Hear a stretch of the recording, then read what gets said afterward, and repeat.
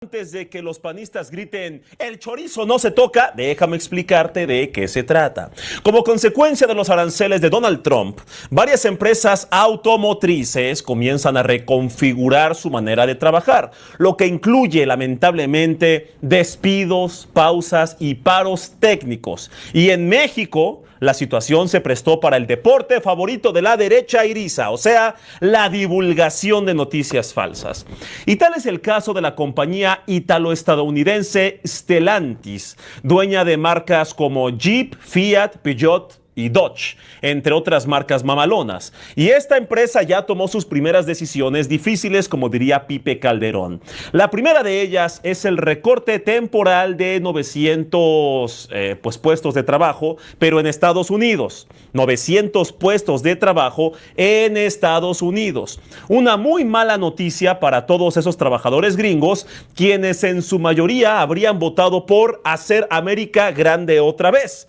Y que si los panistas fueran gringos les dirían enjoy what you voted for, o sea, disfruten lo votado. Por otra parte, el director de operaciones para América de esta compañía, Antonio Filosa, envió una carta muy filosa con la que cortó a varios empleados, anunciando para ellos una pausa temporal de operaciones en algunas plantas de México y Canadá.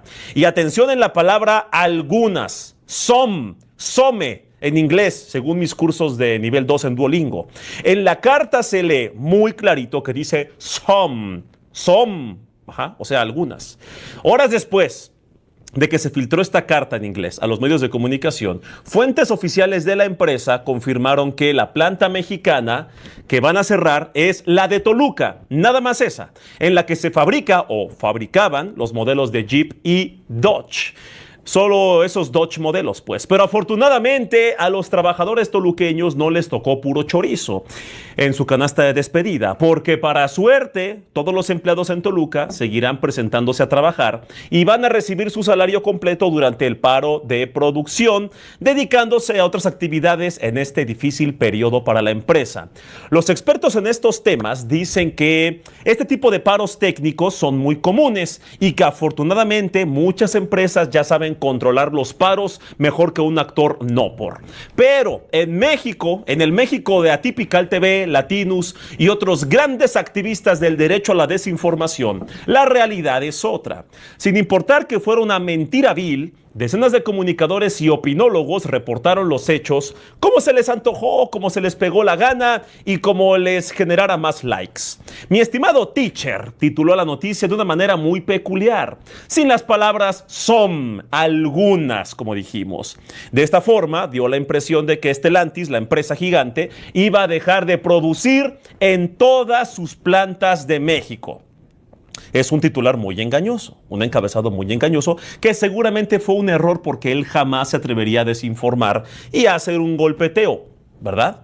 Mario Di Constanzo, un cliente frecuente de aquí, de este humilde espacio, por su adicción a las mentirillas, dio por hecho que los despidos eran en México y no en Estados Unidos, y hasta le echó la culpa a Marcelo Ebrard, quien hasta donde yo sé, no es ni ejecutivo de la empresa y ni trabaja para el gobierno de Estados Unidos, pero eso no importa. Si yo quiero decir que fue culpa de Marcelo, es culpa de Marcelo. Y si Marcelo sale a decirme que no, entonces grito y denuncio que me están censurando. Aplico esa clásica. Pero quien se llevó la tarde fue mi estimado Simón Levy, el subsecretario de Turismo, quien de plano dijo que la empresa había parado toda la producción en México para irse a Canadá. Fuente Comic Sans, respaldada por Arial 12. Y por supuesto que los aranceles de Trump son un reto para toda la industria automotriz y hay miles de trabajos en riesgo, eso es un hecho. Pero divulgar mentiras o verdades a medias o titulares recortados para espantar a la opinión pública en espacios gigantes es un acto muy bajo, casi tan bajo como su credibilidad. La presidenta con A de anti-Trump. Amiguitos, ¿recuerdan ustedes que la oposición andaba extasiada, excitada con las notas del New York Times hace unas semanas, cuando hablaban del supuesto laboratorio de Fenta hecho con ingredientes caseros? ¿Recuerdan cómo defendieron al New York Times como perros a un hueso?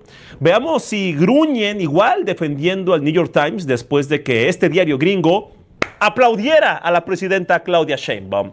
En una opinión titulada ¿Es Claudia Sheinbaum la anti-Trump en una portadota?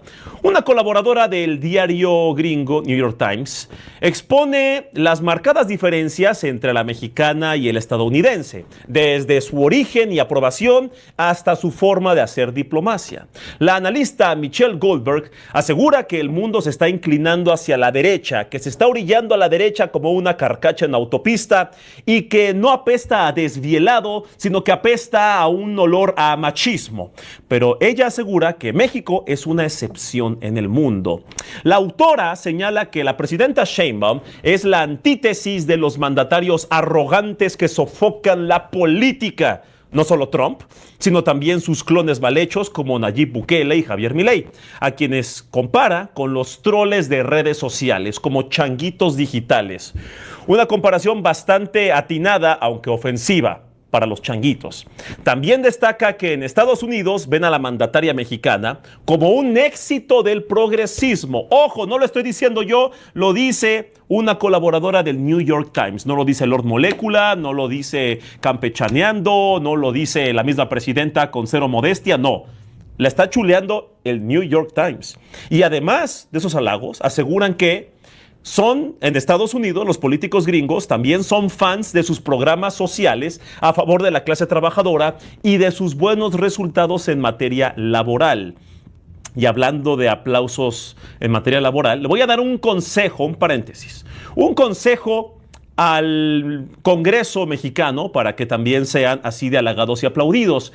Aprueben la bendita reforma a las 40 horas y van a ver cómo les aplaudimos aquí y también allá. Y sigo. El texto del New York Times remata diciendo que en Estados Unidos y en otras partes del mundo comienzan a desconfiar del neoliberalismo. ¿Por qué?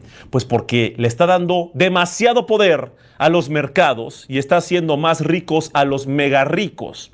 Pero con acciones como las impulsadas por el gobierno de la presidenta mexicana, se podría promover la prosperidad colectiva.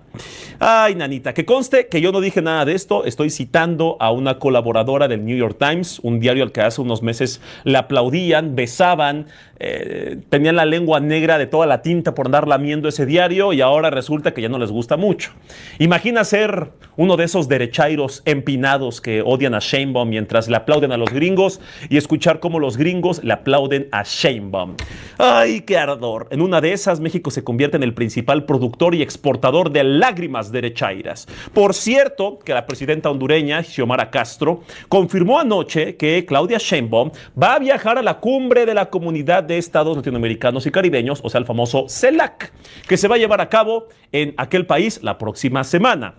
La presidenta Claudia Sheinbaum se va a reunir otra vez con los principales líderes de América Latina, como el brasileño Lula da Silva y el colombiano Gustavo Petro. Ya confirmó que sí aceptará la invitación de la presidenta de Honduras, aunque no sabemos si va a viajar en primera clase, en business class, en clase turista o dentro de alguna maleta para que la oposición no chille por los lujos de la izquierda. Sin embargo, también dijo que solo va a estar un par de horas en el evento y que va a regresar a México el mismo día para no perderse SDP Noche. Cómo han cambiado los tiempos desde Peña Nieto. Antes el gobierno mexicano amenazaba a la caravana hondureña y ahora la presidenta hondureña le hace caravana al gobierno mexicano. ¡Ulala! Sí, Movimiento Ciudadano ya se le trepó a Cuauhtémoc Blanco. La campaña del Partido Naranja en contra de Cuauhtémoc Blanco prueba una vez más que las acciones de MC parecen salidas de una agencia de marketing más que de un comité ejecutivo nacional y andan bien trepados en la jorobita del Cuau para ver cuántos votos consiguen y pues están intentando que la gente se le olvide la tragedia del Rancho Izaguirre y que la relacionen con ellos, porque como todos sabemos, esa tragedia ocurrió en un estado gobernado por MC.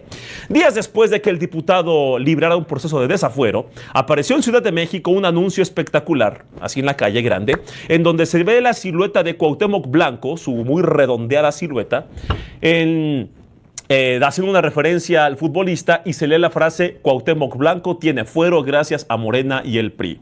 Hace unos días, la diputada emesista Ivonne Ortega se hizo viral al entregarle una carta al Cuau en la que le pide renunciar a su cargo para enfrentar el proceso penal en su contra.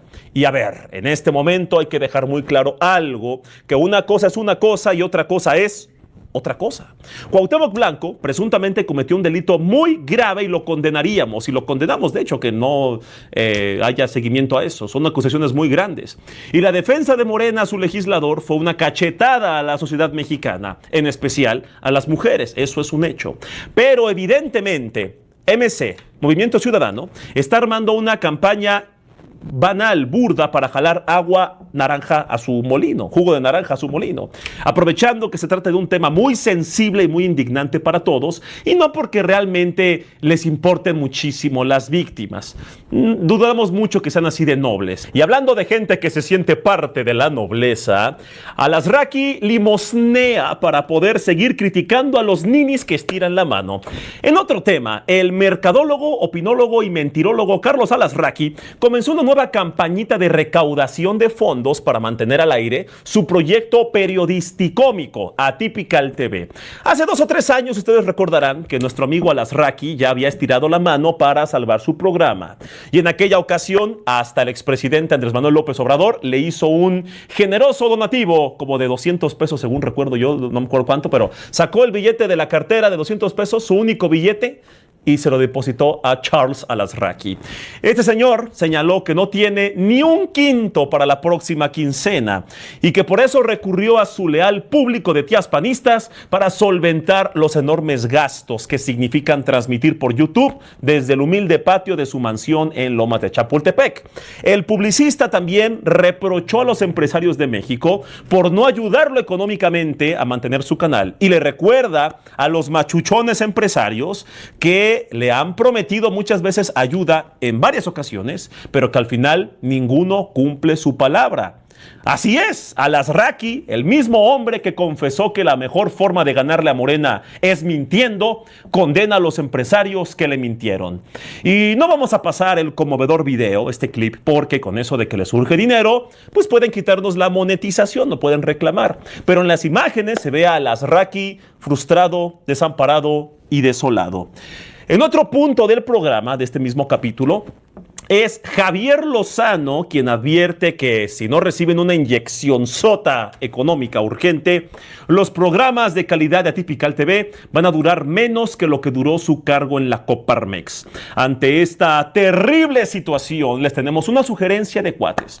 Una idea basada en las sugerencias que nuestros amigos de Atypical TV han externado en sus espacios durante muchos años. Y esos tips son: dejen de estirar la mano, pónganse a trabajar, levántense más temprano, innoven, el pobre es pobre porque quiere, viven en alto, échenle ganitas, cámbiense el chip, renten depas y dejen de echarle la culpa al gobierno, porque como todos sabemos, el cambio está en uno. El caso de Alasraqui sirve como un ejemplo perfecto para entender cómo han funcionado muchos medios durante décadas. Antes no importaba lo mucho que mintieran, tergiversaran, golpearan, engañaran, defendieran u omitieran, porque mientras generaran rating, audiencias, los periodistas y periodistas seguían siendo referentes de opinión. Y también confirma otra cosa, que la inmensa mayoría de los proyectos periodísticos de este país todavía necesitan de una ubre, de un fuerte patrocinio del cual chupar, ya sea del oficial, presupuesto oficial o presupuesto de empresas. No es la oferta y el contenido lo que determina el éxito de un medio, sino quién lo está impulsando por detrás. Por eso la aparición de las redes sociales les rompió todo lo que tienen por detrás. Patrocinio, pues.